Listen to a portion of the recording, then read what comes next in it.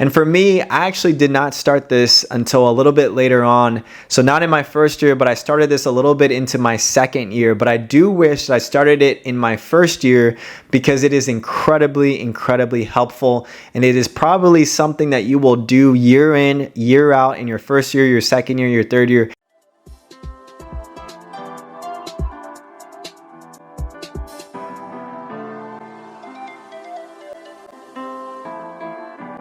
What is up, fam? Welcome back to the channel. My name is Phil Sarpon. This is Phil's Guide to PsyD. This channel is dedicated to all things psychology, wellness, and graduate school. The question I have for today for some of you is, what is my number one advice that I would give for incoming students who are starting off graduate school? Now, this is such a tough question because if I had to pick one, it would be really, really difficult. But I do believe that this one thing will also cover a multitude of other different things as well. You may have already gotten some advice from different people. Perhaps maybe you've gotten advice about research or about connecting to other people or networking, or maybe just making sure that you have a balanced schedule or getting connected to the faculty members, whatever it is, right? I'm sure you've to some degree have gotten some type of level of advice about what you should focus on when you start your clinical psychology program. And for me, I actually did not start this until a little bit later on. So not in my first year, but I started this a little bit into my second year. But I do wish that I started it in my first year because it is incredibly, incredibly helpful. And it is probably something that you will do year in, year out in your first year, your second year, your third year, and your fourth year.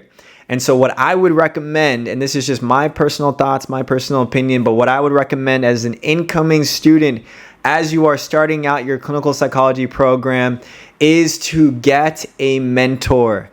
Getting a mentor will save you in so many different ways. First of all, it will connect you to someone who's already been through the process. This could be a second year, a third year. This could be a faculty member. This could be someone who's already a psychologist. You will get connected to someone that's already been through the process who can help you step by step throughout the way and really give you some really sound advice and some almost just free advice in terms of how to get through graduate school in the best proficient, competent way.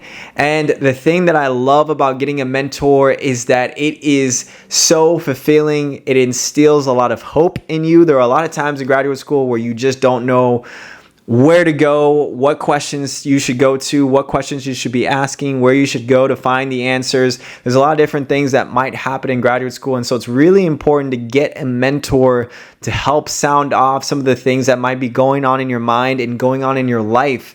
Now, getting a mentor is different than talking to your peers because your peers, they're kind of in the same position, which is why I always recommend actually having a mentor who's already a psychologist, who's already licensed, who can literally take you step by step throughout the process. Now, in terms of finding a mentor, that might be a little bit more difficult, where for incoming students, they will match you up with some mentors who are willing to take some mentees under their belt. And so you might ask some upper years, some third years or fourth years or faculty members about if there are potential mentors in the program that they can go to. In fact, that would be definitely a question that I would ask if you're actually applying to clinical psychology programs. A great question to ask the students, the current students, or even the faculty members who are interviewing you is if there is opportunity for mentorship, because you're going to want that, whether it's in your research, your dissertation, your clinical skills, your supervision skills, getting ready for internship. There's so many different steps along the ways that you're going to want someone to kind of show you along the way. And so if you can ask those schools whether they have mentorship positions, whether it's kind of already built within the system, within the school system, that's even better. Or if you're going to have to find one on your own, which isn't the end of the world, but it is a lot more difficult to do.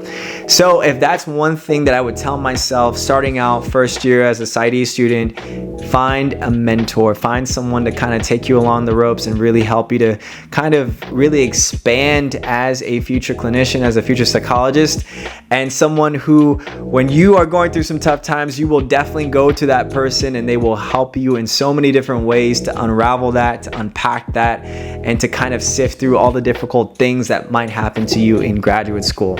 So with that, if you guys have any questions, put it down in the comment section below. If you have not already, please subscribe, like this video, and I will see you guys in the next video.